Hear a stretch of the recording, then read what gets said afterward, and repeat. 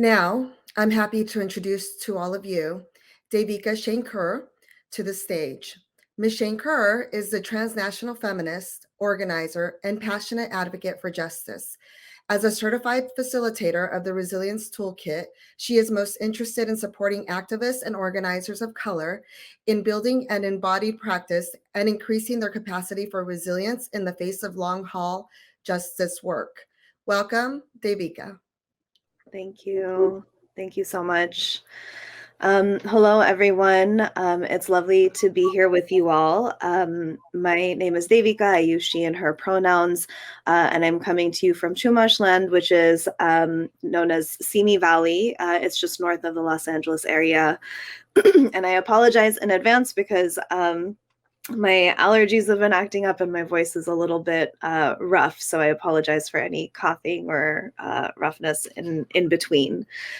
But I just want to share with you a little bit. I'm a certified facilitator of the Resilience Toolkit, and I also work at Lumos Transforms. And I want to share a little bit with you about the Resilience Toolkit and talk a little bit about self-care and resilience and all of that.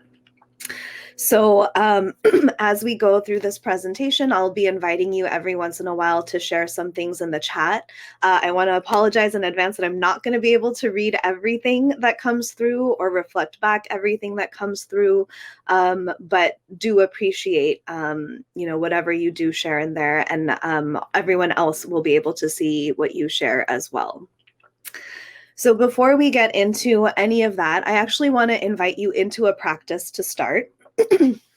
And this is a practice that we call Orienting, and it's a practice that we often use to start meetings or workshops, just because it helps to bring in a little bit of connection, especially in this virtual world that we're finding ourselves more and more in.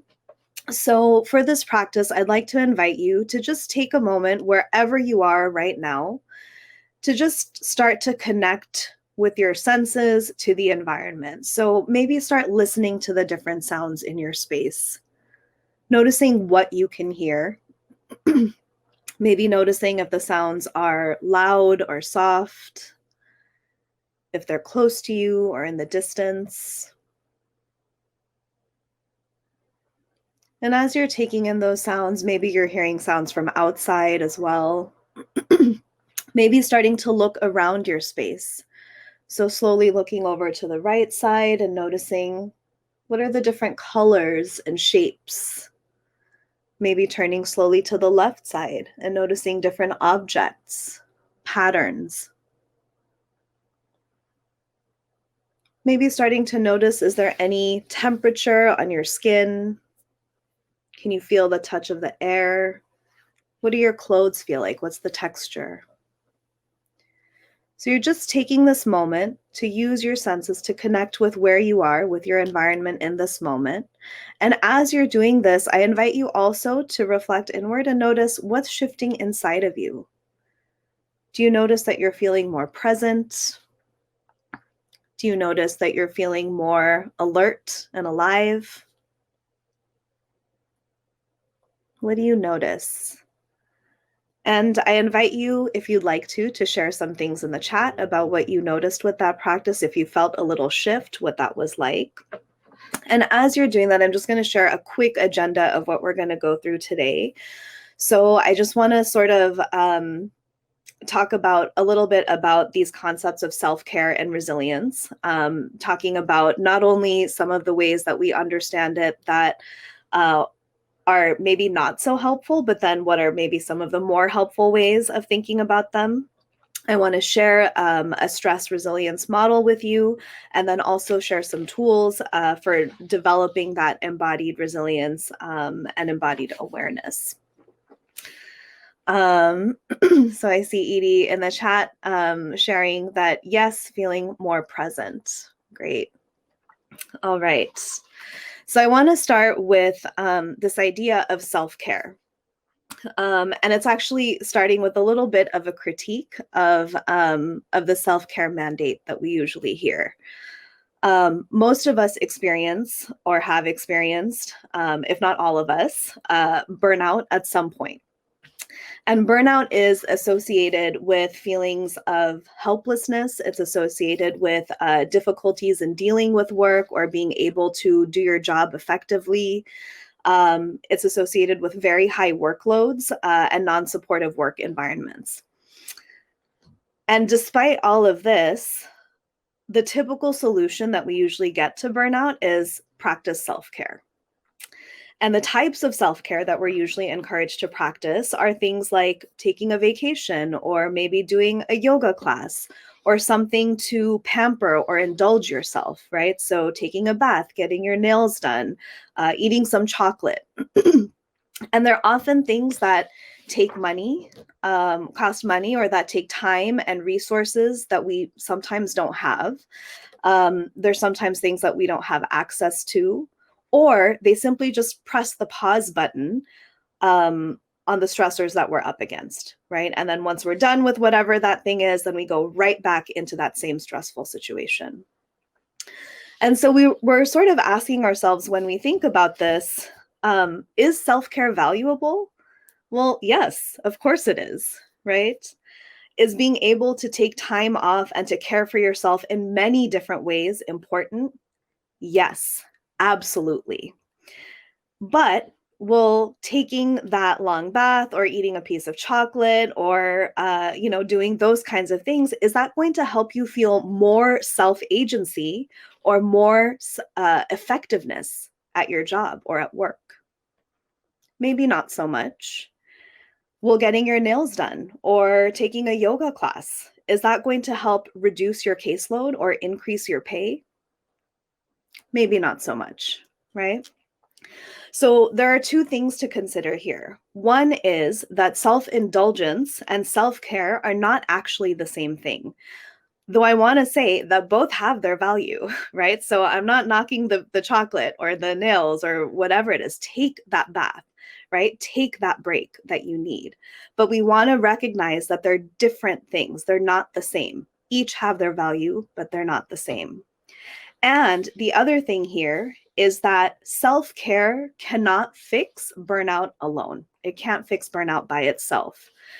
Because if we only focus on the individual in this vacuum and don't look at the environment or the circumstances, then we actually just get these individually focused solutions where we're told, just go take care of yourself.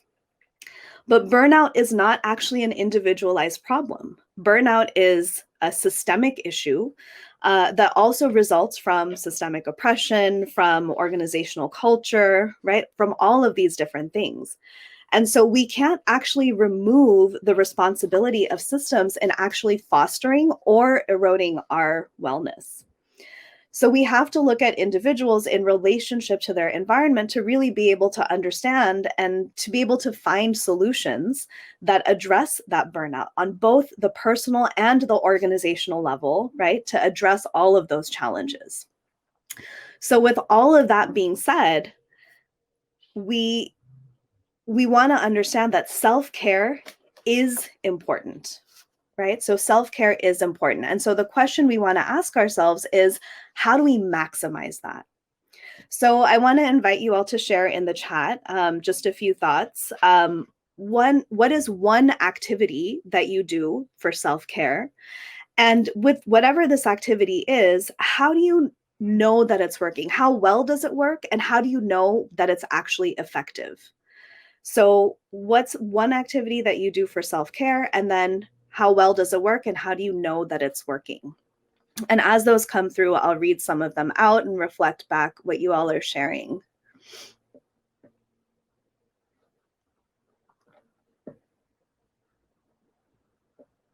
So thinking about what is effective self-care? What does that actually mean? How do we know when a practice that we're doing, an activity that we're doing is actually helping us? So I see Beatrice sharing meditation. After that, I am more objective. Maria sharing, I exercise and I feel less stress after I complete this activity. Melanie sharing, exercise works because I feel worse on the days that I don't exercise, right? So all of these different things, right? That there are different ways that we can tell that these practices are working for us, right? And so the key here is that we know that a practice is working for us when we can feel a shift, right? I see Nadine sharing spent time with family, feel relaxed and happy, right? So this is the key, that we are looking for this shift. This is what tells us that a practice, whatever that practice is, whatever that activity is, that it actually gives us a shift towards feeling more rested, more restored, and more spacious, more alive, right? And sometimes the self-care that we practice, it just checks us out, right? So sometimes the self-care is what just checks us out, gives us a little pause button. And that's okay too, right? Sometimes we need, if that's all we can get in the moment is that little pause, that little break, that is important too, and that's okay. We want to take that as well. But we want to think about, how do we get this type of self-care that really actually helps us to feel more rested, restored, and alive? Because if you think about it this way, if you and your colleagues are practicing your individual self-care activities that are actually effective for each of you to feeling rested and restored, you're much more likely to connect with each other and come up with the creative solutions that you need to address whatever problems are coming up in your work environment, in the community environment. Restful and restorative self-care helps us to grow our individual capacity to work collectively. So this means that we work more effectively with our teammates, our partners, our colleagues. And when we feel rested, restored, and alive, this grows our resilience and our capacity to work collectively at the root cause of stress, right? So this is the kind of self-care that we're looking for. And that, again, that's not to say that we shouldn't do the self-indulgence or that we shouldn't do the self-care that's just a pause. All of that is important, right? But we're also looking for this type of self-care that helps us to grow into this sort of collective energy. So, and actually to grow resilience. And so that's kind of where I want to go next. So when you think about this word resilience, what comes to mind for you? How do you define resilience? Feel free to pop some things in the chat. What are your definitions of this word resilience? I see Beatrice, taking time to be grateful and appreciate what you have. What else? There's a lot of a very common phrase that we hear with resilience is bouncing back, right? The ability to bounce back. Transformation, Carolina is sharing. Christine, never giving up. Debra, rising despite adversity. Maria, overcoming. Dr. Stephanie, the ability to bend and not break. Odalise, perseverance.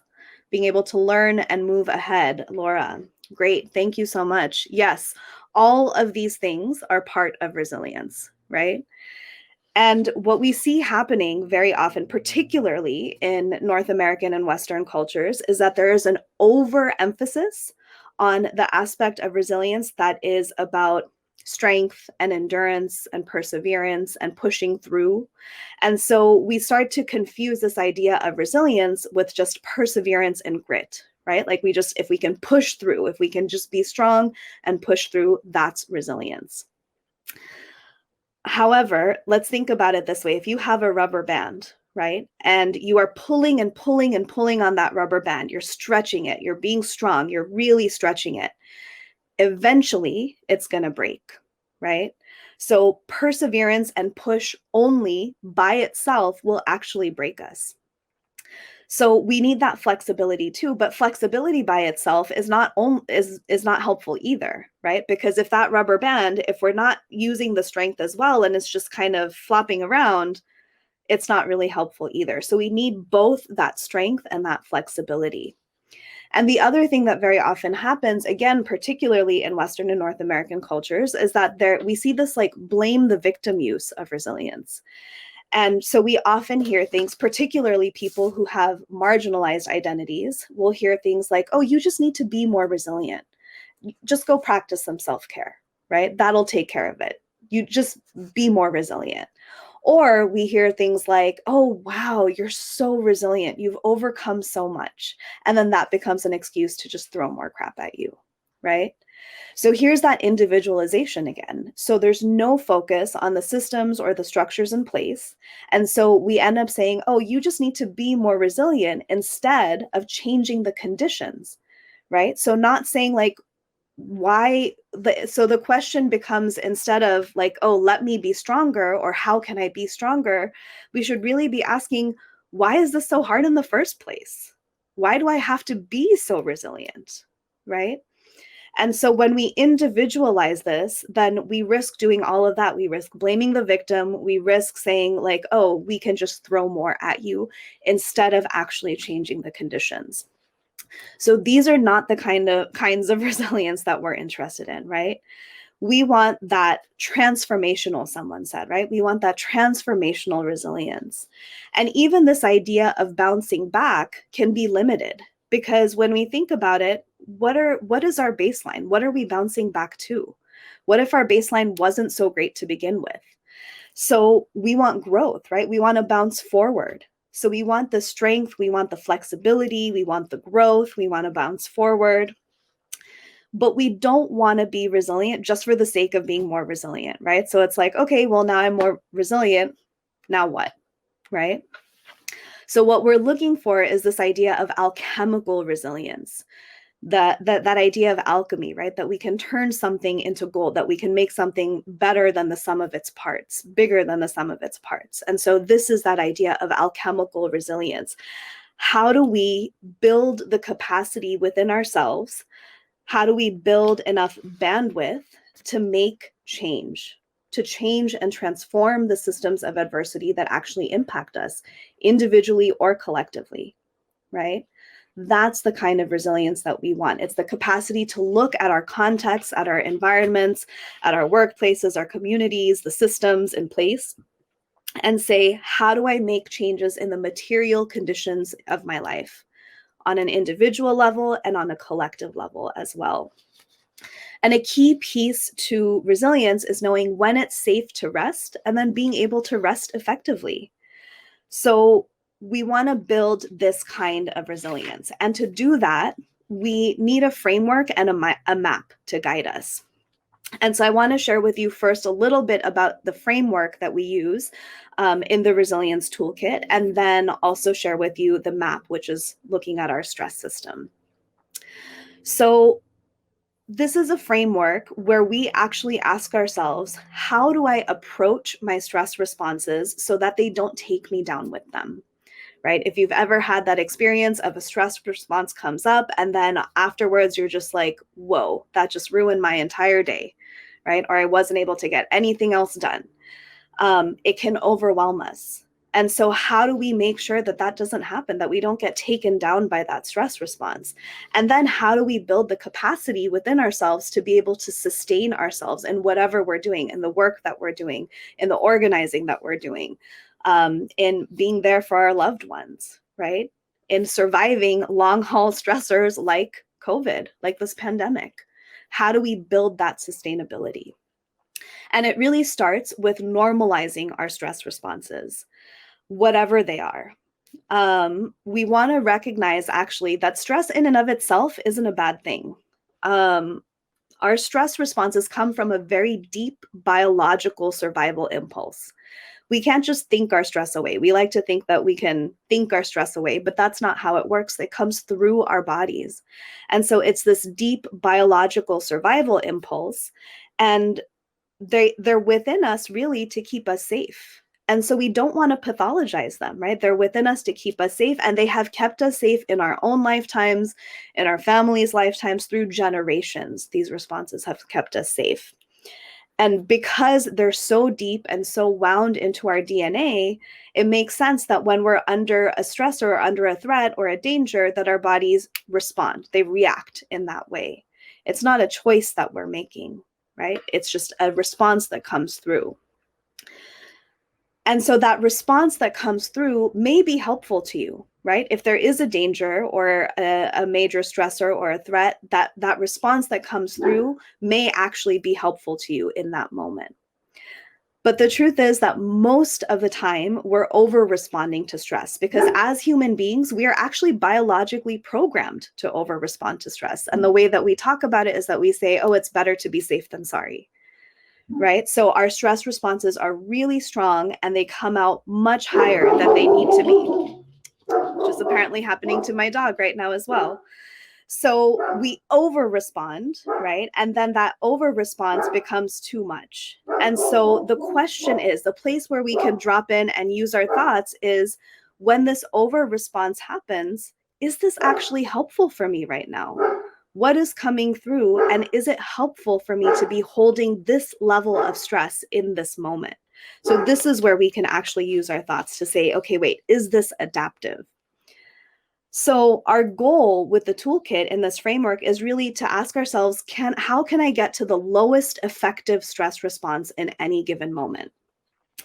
And the reason for this is because when we over respond, we actually waste a lot of energy. We waste a lot of resilience, and we need all of that energy and all of that resilience to do this work that we're doing, right? So we don't want to be just losing it for no reason.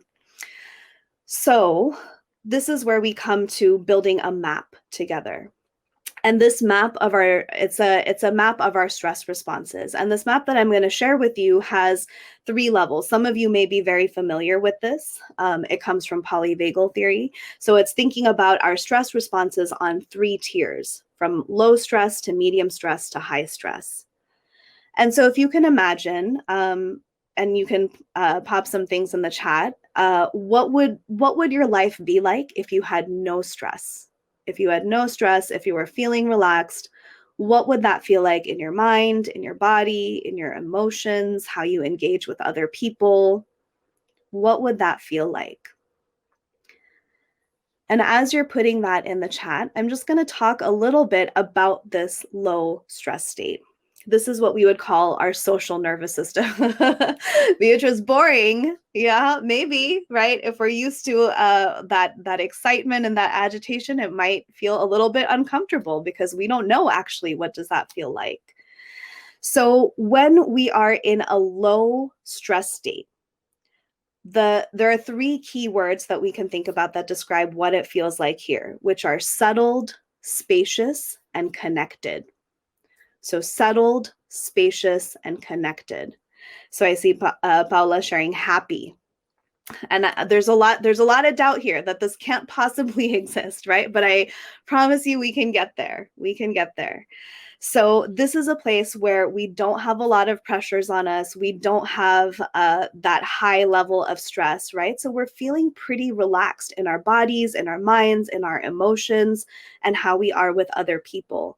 So again, that sense of spaciousness, that there's that sense that I have room to move, I have room to breathe, I can be physically and mentally flexible, right? So that flexibility part of resilience.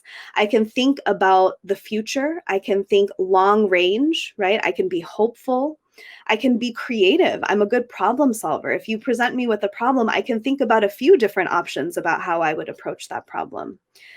And then there's that sense of settledness, right? So in our thoughts and our emotions, we feel settled. Our thoughts are clear. We're able to focus. They're not racing, right? There's a smoothness to them. And our bodies are working really well. So our immune system is functioning. Our digestion is working. We're able to sleep. And when we sleep, we feel rested and relaxed, right? We wake up feeling restored. And there's some connection here, right? So we're connected within our own bodies, and we're connected to people around us. So we're connected to our communities, we're connected to our families, we feel a connection to humanity. When we really feel settled, when we really are in this place where we feel settled, spacious, and connected, we can feel that deep connection to humanity. And we can have both empathy and boundaries when we're here. But we know that we're not always going to be there, right? That's not where we're going to live all the time. And that's not even the goal, right? So again, our stress responses are not wrong. They're not bad. Our stress responses are important. They're there to keep us safe. So our stress responses are going to come in, and we want them to come in. So now if you want to share in the chat, how do you know when your stress is starting to increase? What are the cues from your mind, your body, your emotions, how you are with other people that tell you, oh, okay, my stress is starting to come up. I'm moving into that medium level of stress. What does that feel like?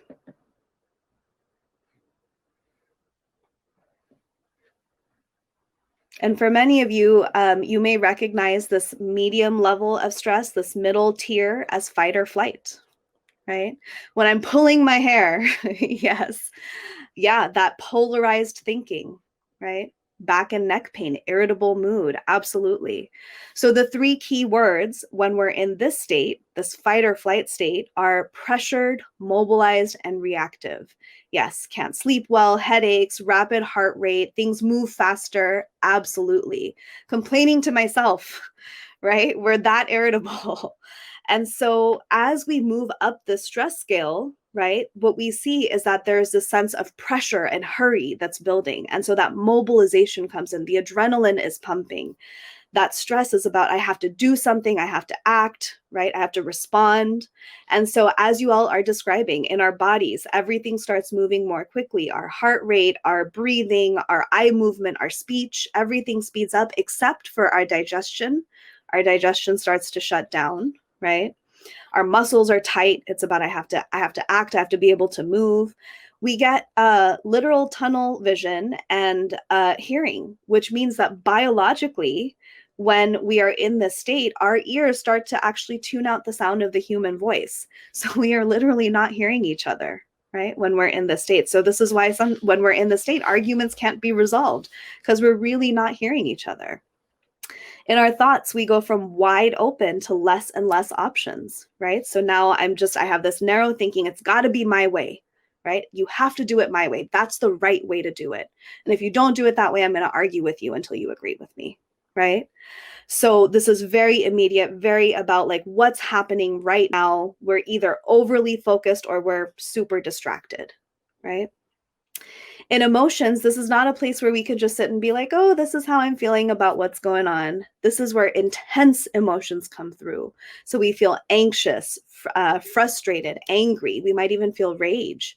We might feel fear, anxiety, panic, terror, right? All of these different things. And then with other people, we're moving away from connection. So we're no longer feeling connected with humanity. That shrinks less and less to maybe like, oh, I don't care about humanity now. I only care about my own country. That's where we see nationalism. Maybe it shrinks even further to, you know what? I only care about my own community. This is where we see communalism. And then it shrinks even further to, I only care about myself, individualism, right? So when we're talking about coming down from a stress response, this is also what we're talking about, not just the piece about like lowering our heart rate or blood pressure or things like that. And the other thing to think about with fight or flight energy is that it doesn't necessarily mean literally fighting or running away, right? So sometimes it's about a sense of urgency to fix something, right? Or I'm being confrontational, or I'm mobilized, getting things done, or I'm backing away from a fight, right? So these can be other ways that it shows up. And so again, we don't want to pathologize this, right? There are moments where this response is actually going to serve us. It's going to keep us safe. So it's not that we don't want this response at all. We want it when it's going to help us. And when it's too much, that's when we want to bring it down. And now the third tier of this stress, three-tier stress model is what we would call freeze. And this is what actually I'm starting to see being described in the chat. Disconnecting completely, wanting to give up. So when we experience this highest level of stress, freeze, the three key words here are disconnected, shut down, and numb. And so what's happening here is the mobilization stops, right? So the mobilization, the movement slows down until everything stops. And we feel like we sometimes metaphorically or even literally can't move, right? We disconnect from our thoughts. We go blank and spacey. It can feel like depression or hopelessness. There's a sense of apathy very often that comes in because it feels like there's no hope. All of that movement, all of that activity that I was in fight or flight, it's not helping me anymore, right? So shut it all down. It's not working. Hope is gone. And there's a really profound numbness here in our thoughts, in our emotions, and in our bodies as well. And we're so stressed when we get to the state that we actually go numb. We literally cannot feel our own bodies. And so when this is happening, our brain doesn't recognize that our bodies are okay. And when we're disconnected like this, if we see someone else who is suffering or in pain or having their own stress response, our brains cannot understand that actually that person is a different person. And so what happens is, because we're numb to begin with, it's like that person's stress, suffering, pain is coming into me. I can feel it in my own body, right? And so this happens again because we're numb to begin with. So we may think this is connection, right? Very often we call this empathy because I'm feeling what that other person is feeling. But actually, this is a lack of boundaries. And it means that we're actually disconnected. So to really be in true empathy, we need to be able to settle ourselves, to come out of that disconnected and numb response so that we can tell the difference between what you're experiencing and what I'm experiencing. Right? So this is a very intense state. And at its most extreme, it can look like shock. But even this state can be protective, right? So again, we're not pathologizing these responses. Even this freeze response can keep us safe and get us through very difficult times. So from here, what I want to share with you now that we have this map, right? So we have these 3 tiers. We talked about that social nervous system, settled, spacious, and connected. Next up from there is fight and flight. That's pressured, mobilized, and reactive. And then freeze. That's the highest. Disconnected, shut down, and numb. So this is our map from low to high of our stress responses. So now that we understand that, we can also bring in some guiding questions to help us navigate that map and really build our awareness, our embodied awareness. So we use a series of 5 guiding questions in the toolkit, in the Resilience Toolkit, and I'm going to start by going over the first 3. So the first question that we're asking ourselves is simply, what is my stress response in this moment? What's the level of my stress? How strong is my stress? The second question we're asking ourselves is, how do I know? So if I'm saying that, I have a medium stress response, or I'm in fight or flight, how do I know that? What are the cues from my mind, my body, my emotions, how I am with other people that tell me that I'm actually in fight and flight and not actually in freeze, right? So this is why you can see now why this map is important, right? Because we have to be able to place where our stress level is. And then the third question that we're asking ourselves is, whatever level of stress I'm at right now, if it is fight and flight, is that stress response helping me in this moment? Is it serving me? Is it adaptive in this moment? Because remember that most of the time we are over responding to stress. And what happens is that if we have that stress response that shoots out of us and it's way up here, it's in freeze, when we actually need it to be a little bit lower, all of that space in between that over response that shoots out of us and the lower response that we maybe need in that moment, we can think of it as just lost energy and lost resilience. Because in that over response, the higher up that we are on that scale, we are more rigid. We're not great problem solvers. We're less connected to the people around us than is actually useful. We are pumping adrenaline out of our bodies, right? And so our sleep becomes compromised. So we wake up feeling exhausted, our body pumps out more adrenaline, and then it becomes this cycle.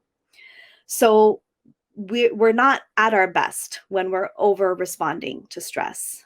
And so when we can recognize that over response, if we can bring it down even just a little bit, a tiny bit, every time that we do that, every time that we come down that scale just a tiny bit, what we're doing is we're actually taking back a little piece of that resilience that we lost in that over response.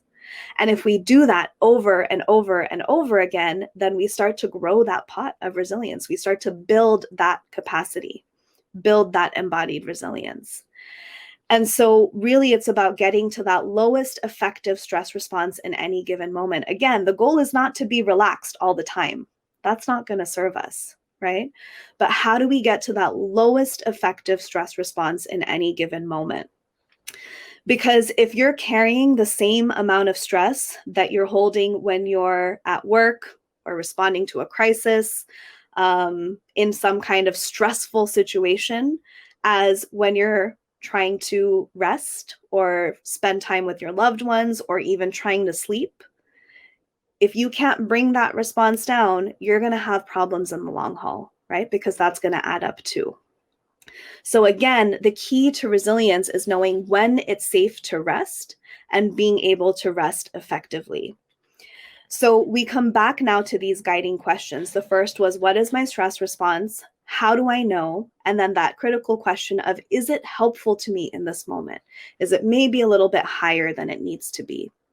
And if the answer to that question is yes, it is higher than it needs to be, I can bring it down, then that is the next thing that we're asking ourselves. Can I bring in a practice, or what practice can I bring in that can help me to settle that stress response, that over response in this moment? And then just like, we're not trying to build resilience for the sake of just being more resilient, we're also not trying to use a tool just for the sake of using a tool. So if I am using a tool or a practice, then the next question, the last question I'm asking myself in the series of guiding questions is, how do I know that it's working? So thinking back to what we talked about with self-care, right? That this idea that self-care is important, but how do we know that our self-care is actually working? Right? What are the cues? What are the shifts that we're noticing that are actually telling us, yes, this is working. This is helping me to feel more rested, more restored, more alive, right? So this is what we're doing. We're taking those questions and saying, if my stress is higher than it needs to be, then I can plug in and use a practice, bring that response down, and connect to the lowest effective stress response in this moment. And again, it's just about notching down, right? It's not about a huge thing. It's just, can we bring it down bit by bit? So this is why also that map is important, because, we can use any breath practice. We can use any, mindfulness practice or movement practice. But if we don't have that map to be able to say where we are on that scale, then it's not actually helping us, because we don't know where we're moving to. Right? So it's not useful. So I'll give you a couple of examples. Say that you're checking in with yourself in this moment and you say, oh, okay, I'm in a fight or flight response right now. If a practice that you're using is working for you, then you'll feel yourself move down towards that lower stress state, right? Where you feel more settled, more spacious, more connected. So it might feel like feeling more loose, or the thoughts slowing down, or feeling more calm.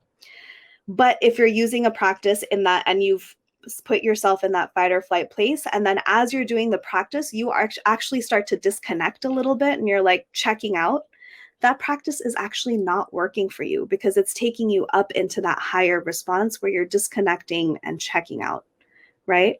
So with the toolkit, if a practice is not working for you, you don't have to do it. We're not interested in working through or pushing through discomfort.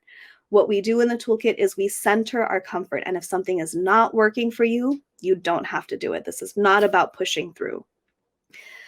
And then another example that I want to share is that if you're in a freeze response, right? So if you're in that highest response where you're feeling sort of numb and disconnected, when you settle from that response, you can't jump from that freeze response directly into feeling settled, spacious, and connected.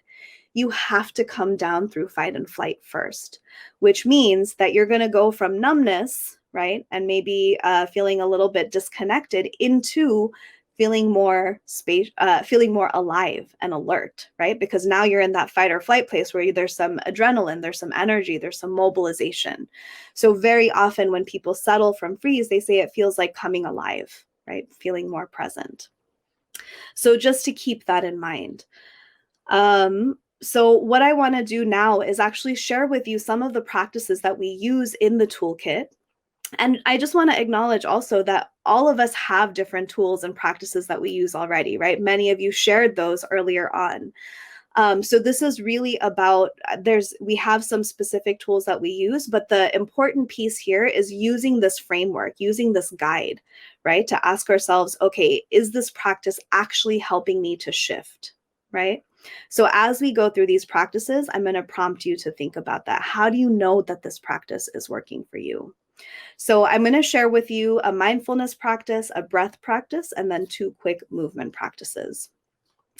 So the first practice is one that we call resource. And for this practice, I'm going to invite you to get comfortable however you need to. You can adjust your body, your position in any way that feels good to you. You can have your eyes open or closed or a soft gaze. And I'm just going to invite you to turn your attention into your body and start to scan for a sensation or a location that feels the most comfortable. So this might feel really wonderful, or you might find that it actually feels just kind of neutral, or maybe even less painful if you're carrying a lot of pain. But you're just looking for the one spot that feels better than all the rest. And I just want to invite you to focus your attention there in that spot that feels better than all the rest. And see if you can describe the different qualities of it in your mind. So does it feel light? Does it feel open and spacious? Maybe it feels solid and grounded. Does it go very deep within your body?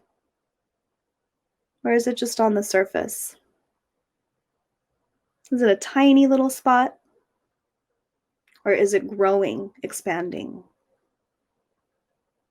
If this is uncomfortable in any way, you can stop. You can just distract yourself. We'll move to the next practice pretty quickly. And if it's feeling okay, if you're feeling like, yeah, this is feeling comfortable, you're asking yourself, how do you know? How do you know that this is working? How do you know that you're enjoying this? Did your mind clear a little bit? Maybe your shoulders relaxed, or your breath got deeper. You're just making note of those shifts.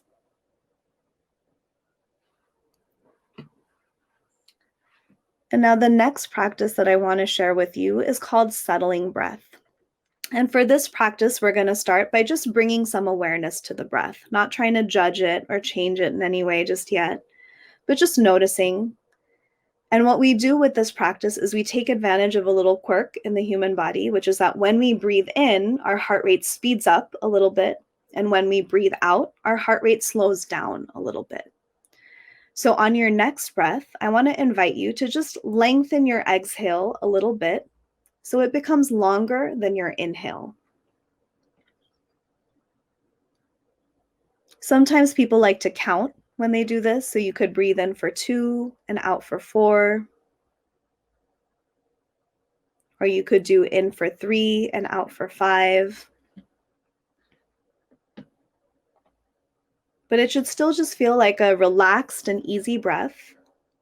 And if it's not feeling that way, if it's feeling like it's uncomfortable or causing you a little bit more activation, just return to normal breathing. If it's comfortable, if you feel like you're settling a little bit, then again, you're asking yourself, how can you tell? Are you feeling more spacious? Did you go from numbness to feeling alive? What's shifting?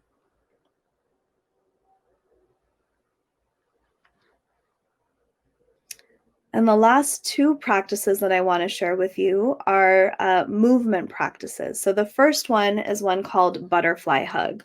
So I'm going to demonstrate what I'm doing, but I'm also going to describe it as I'm doing it so that you can follow along if you're not able to see me. So for this practice, what I'm going to do is I'm going to hold my hands up in front of my face, palms facing in, thumbs pointing out towards the shoulder. Then cross one hand over the other until the thumbs are touching. So that's our butterfly that we made there. Then I'm going to take that butterfly, place it on the chest, fingertips just below the collarbone, and tap one side and then the other side. So the right hand taps the left chest, left hand taps the right chest. If this feels uncomfortable in any way, you can stop. You don't have to do it. Again, this is not about pushing through. It's about finding what's effective. And if it feels comfortable, you can adjust the speed. Some people like to tap faster, some like it slower. You might like firm pressure. Some people like soft pressure, light touch. So you're just finding what feels most comfortable for you. And again, noticing what shifts as you do this. Do you feel, again, that loosening of the muscle tension?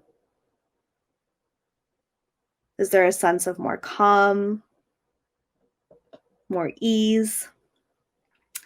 And the last practice that I want to share with you is called arm sweeps. So what we do for this practice is bring one hand to the opposite shoulder and gently sweep down the arm to the wrist, and then the other hand to the other shoulder and gently sweep down to the wrist. Again, if this is uncomfortable, you can stop.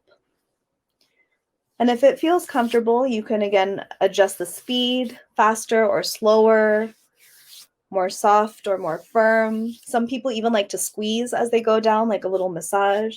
And I have my hands up here so you can see what I'm doing, but you can have them down by your side or wherever it feels comfortable. And again, you're noticing the shifts. How can you tell that this is working? All right. So thank you so much for trying those out with me. I already see in the chat, you please feel free to share more about what you noticed as you did that. What worked? Did you downshift a little bit? How could you tell? I see feeling less tension, feeling warm, feeling good to tap with both hands at the same time, feeling more calm, feeling comfortable, right? So what was the shift? What did you notice? And also notice that if you did downshift a little bit, it means that you were over responding in the moment before, right? So a couple other things that I want to point out here, just really briefly, is that when we settle, we often get some cues from our bodies that help us to notice that we're settling. And that includes yawning. So yawning actually is a sign that our bodies feel safe and that it's okay to rest. We think it's about being tired, but it's actually not. A yawn is a sign that our body, our system is settling. You might have noticed a deep breath. You might have noticed your eyes watering, your mouth watering, your stomach gurgling. All of these things are signs that our stress system is settling. So I just want to wrap up with a few quick thoughts, and then I'll hand it over for the closing remarks. But as you can see, these practices were done, and each one was maybe 30 seconds to 2 minutes at the most, right? So they're very, very quick. And what we're looking for is that effectiveness, right? That real time, in real time, how can I get relief? And then when we practice these repeatedly and we notch ourselves down again and again over time, that we see those big shifts in our capacity and in our resilience. And the thing is that we are faced with some very deep systemic problems. We are living through very long haul stressors. And so we need that capacity, right? We need that resilience to get through this. We don't want to live in a fight world, right? So we want that creativity. We want that connection. And if we're always fighting and struggling, we're going to recreate the systems that we're trying to change in the first place, right? And so we want to do that work of changing, right? Doing that fight, bringing the systems down that we need to. But when we build and when we vision something new, when we create, we want to do that from that place that is settled, spacious, and connected, not from that fight or flight place, right? So really, it starts with ourselves. That is the most important piece. Being aware of what our stress response is, and then when it's too much, bringing it down. And it really starts with ourselves, because very often especially when these work for us, we want to share them with everyone, right? We're like, oh, I'm going to teach everyone these practices. That is less helpful than using the practices for yourself, right? So the key here is noticing, when is my stress up? How can I settle myself? How can I use these tools for myself? Because when we can settle ourselves, in the same way that our stress can be contagious, right? When you're around someone who's really anxious, you feel that anxiety, right? You can kind of take it in.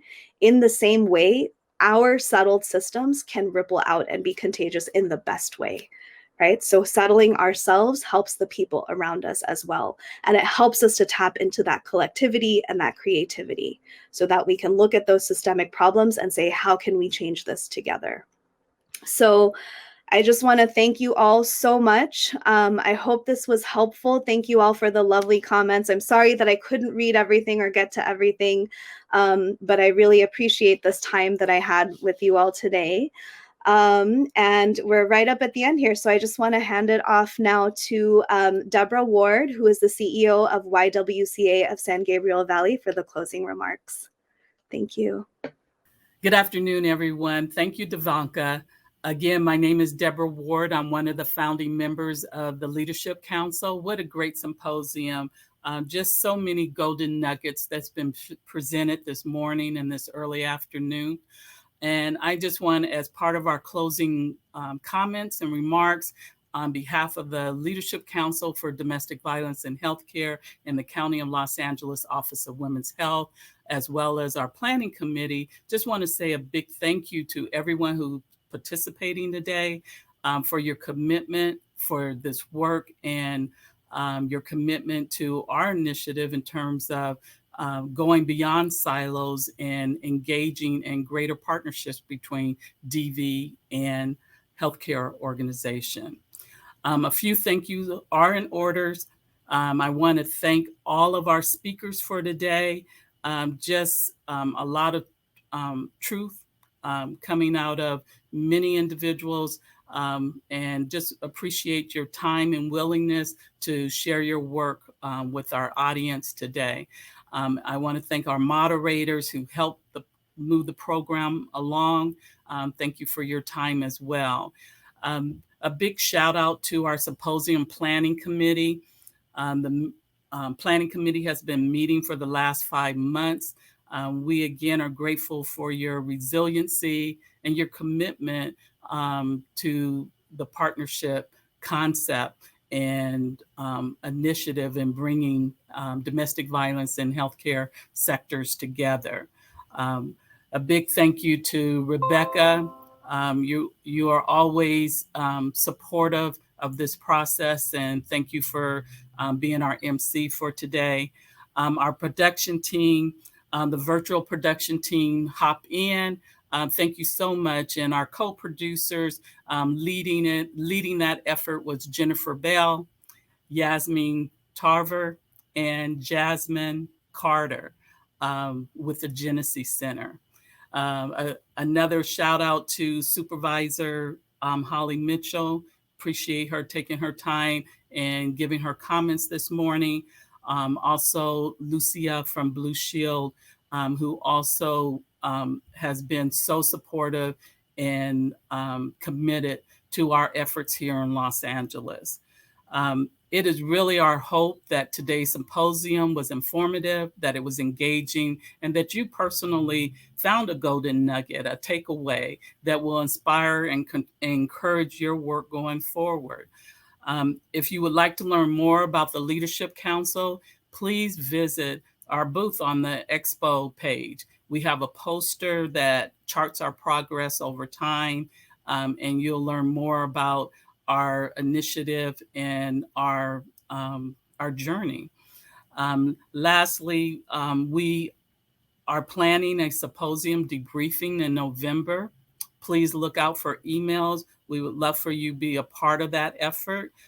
So details will be presented towards the latter part of October, first part of November. Again, just thank you for joining us today. And just for a quick announcement, I'd like to bring Rebecca back for a few words. Thank you so much. Thank you so much, Deborah. A few last announcements before we say goodbye today. We will be emailing you in a few weeks with information on how to access the recorded sessions and the slides. For continuing education credits, please be sure to click the CEU links located at the reception area. Please be sure to complete the conference evaluation at the end of the day. The link of the evaluation is located in the reception area. For those wanting continuing education, you must complete the evaluation for credits. Lastly, this conference room will remain open until 4 p.m. so you can network with each other, visit the expo and complete your evaluation. Thank you to all of our incredible speakers and all the organizing staff who made today possible. And thank you again and again to our incredible sponsor, Blue Shield of California Foundation. Stay safe and healthy, everyone.